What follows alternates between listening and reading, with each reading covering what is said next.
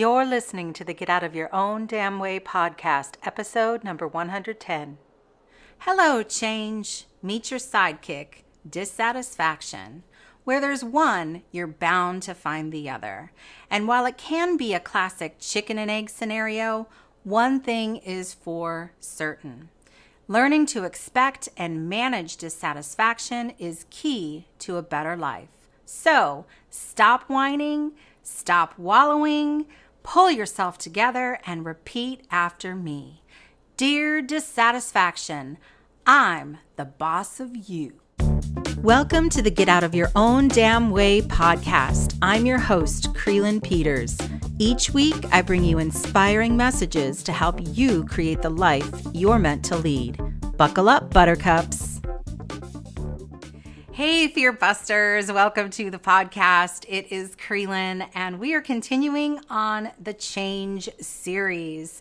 So I have given you so many tips in the last few weeks. I still have several to go. Today is all about dealing with dissatisfaction, because you know what happens is you start changing and then all of a sudden you're like, wait a minute, this is not what I expected. This is not how it was supposed to go. I don't like it. And then you get all grumbly and grumpy and, whatever. So today we're going to deal with that phenomenon that typically happens when you're going through any type of change. So I wrote down 3 things that seem to happen with our dissatisfaction and kind of comes from these different places. And then I'm going to talk about 3 tips to overcome them. And I want to remind you that you can download the handout for this episode at krylyn.com/110, and it will be all there laid out for you, along with some additional info for you to follow along with so that you don't have to write things down as you're listening. So here we go.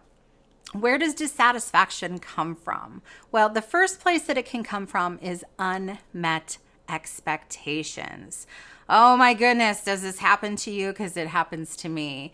So you're just going along and you just seem to have these expectations that are hidden, you don't really think about. They're on autopilot, and then someone does something or doesn't do something, and then all of a sudden you're radar goes off and you're like, wait a minute, that's not how it's supposed to be. And you get enraged and have all of these feelings about what the heck just happened.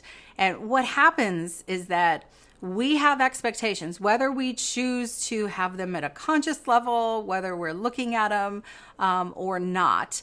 They are there. They're constantly there. We always have expectations. And it's almost like we expect people to run around reading our minds, knowing what we want, knowing what we expect, and meet those expectations. And when they don't, then holy cannoli, that's where the fireworks start. So I know you don't do that, right? Actually, I talk so much about this phenomenon with the way we think, and it's called mind reading. That's one of the terms for it, is kind of this mind reading thought pattern. We expect other people to know what we are thinking, and it's just not the way the world works. So we have got to get a handle on these unmet expectations. And again, I'm going to give you a tip in just a minute, but let me go through these other 2 places that dissatisfaction can be born from. The next one is your inner resources being tapped. Yes. Oh my goodness. So this happens a lot, right? When we're overwhelmed, when we're in the midst of chaos, when we are making a huge change that affects so many different areas of our life, our inner resources get tapped. So what does exactly that mean? That means that we just don't have the capacity to deal with what is happening right now. Inner resources can be things like our ability to think clearly. It can be our ability to handle our emotions, deal with our frustration, our anger, our fear.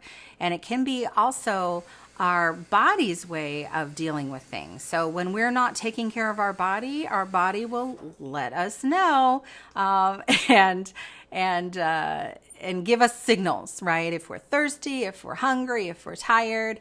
So when our inner resources get tapped, we have a very difficult time dealing with anything else. And so that needs to be addressed. And guess what? I'm going to give you a tip for that in just a minute. Now on to number 3, the third place that dissatisfaction can come from, and that is resenting what is. That's simply it, resenting what is. So resenting what our current situation is. How many of you get into that place of not wanting to accept what is happening right now? I know a lot.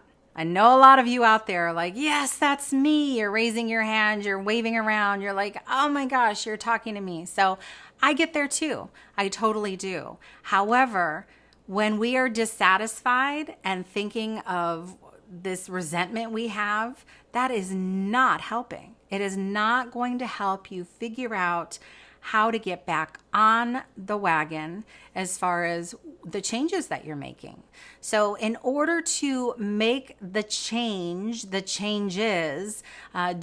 that thing that you do, you will need to address this dissatisfaction. And the thing about dissatisfaction, as you probably know, is it's a bit sneaky. You don't necessarily see it creeping up on you until all of a sudden you get really pissed off when someone doesn't meet your expectation, or your inner resources are so tapped that you're like, in fetal position in the corner drooling. And then also you all of a sudden get really resentful and you're like, so angry about the current state of whatever part of your life that you are dealing with at the moment, that you're just like, what, why even try? What the heck? So that's all normal. I just want to say, for the record, that is all normal. And yes, it's sneaky, but if you can look at it and go, these are things that are probably going to happen as I go along my journey of change, then these next 3 tips I give you are going to be easier to implement. Okay, so here we go. Tip number 1, and this goes to that dissatisfaction, that first dissatisfaction. So the dissatisfaction was the unmet expectations, and the tip is to simply adjust your expectations. It's really that simple. I know I'm saying it's simple and it can be a challenge to actually put into effect, but I want you to focus more on the process. Now, I've done a lot of talking, a lot of episodes on this whole idea of change, and I've talked quite a bit about this being a process. So I want you to really take a tip from the 12-step recovery programs, whether you have been a part of one or not, but it's all about trusting the process. I love to talk about focusing on that process rather than the outcome, which is the expectation.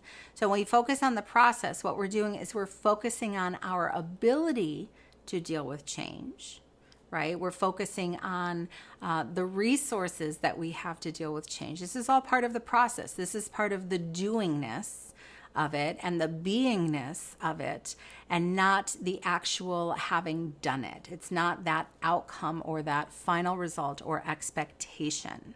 So when you can learn to adjust your expectations, that is going to go a long way to dissolve that dissatisfaction. So that's tip number 1. Tip number 2 addresses the dissatisfaction of your inner resources being tapped by helping you to recharge your batteries. And I like to say recharge your damn batteries, because I talk all about getting out of your own damn way. And this is where prioritizing yourself on top of all the other things you have going on in your life is the way to go. You've got to make self-care a priority.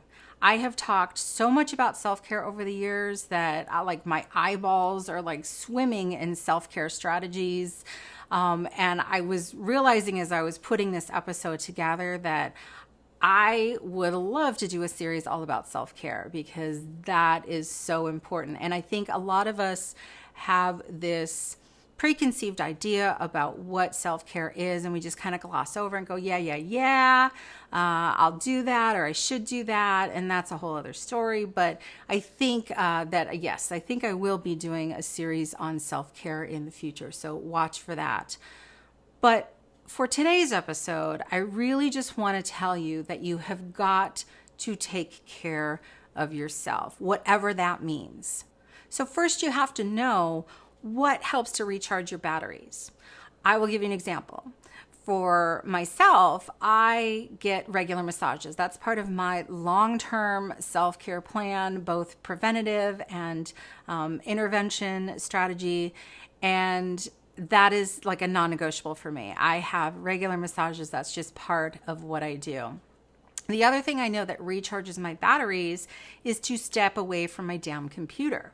How many of you are out there and you're on technology? So it's not necessarily only your computer, but your tablet, your phone, all of these devices that we have with us all the time that we're constantly checking, it drains us. So if that's something for you that is a drain, then recharging your batteries and recharging, I'm talking about recharging your metaphorical batteries, not your device batteries here, but, unplugging for a minute, taking a walk, getting out in nature, going for a little mini vacay or a staycay or whatever. But knowing, first you got to know what recharges your batteries, and then you have to do it. Even if you have to put it on your calendar, mark it down, make it a part of your strategy for change. It should be a part of your strategy anyway for life, but especially when you're going through changes, you have got to build in more time to take care of yourself. You've got to be gentle with yourself.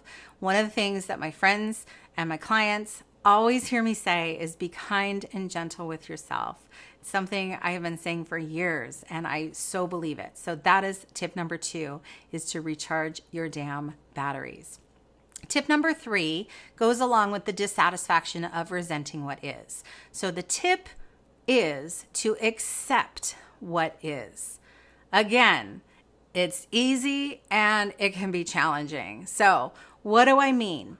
It's simply to go, okay, this is the way things are. Okay. So when you are changing, you've got to start from somewhere. You've got to start from a place of this isn't exactly how I want it to be. And then this is where I want it to be. So at point A, the place where it's not where you want it to be, you have to accept that. Just accept it. This is where I am. You don't have to like it. And that's the caveat. People sometimes think that accepting what is means that they have to like it, embrace it, love it, learn to love it. I am not saying that at all, because holy crap, if I loved everywhere I was before I started changing, why the frick bother to change, right?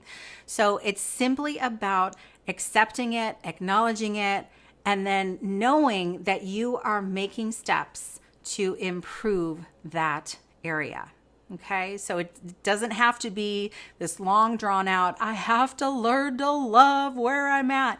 No, it's simply to accept where you are.